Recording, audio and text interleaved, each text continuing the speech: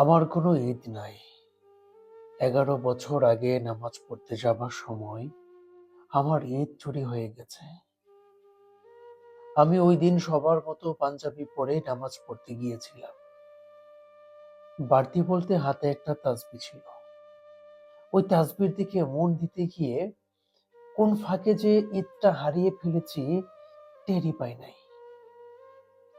থানা পুলিশ করার মতো সংগতি বাবার ছিল না।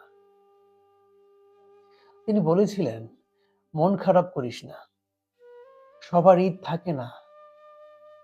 সবার ঈদ থাকে না রে, এর চেয়ে তুই আমার ঈদটা নিয়ে নে।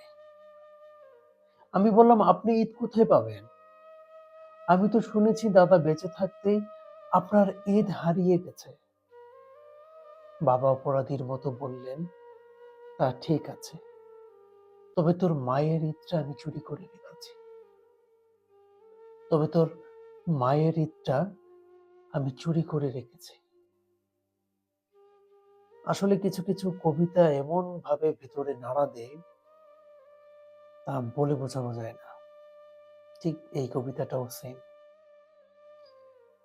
ঈদ আমি হারিয়ে ফেলেছি। কবি হচ্ছেন ইমতিয়াজ মাহমুদ। উনি কিভাবে যে লিখেছেন এটা বলতে পারি না, কিন্তু অসাধারণ লিখেছেন। অসাধারণ লিখেছেন। ধন্যবাদ।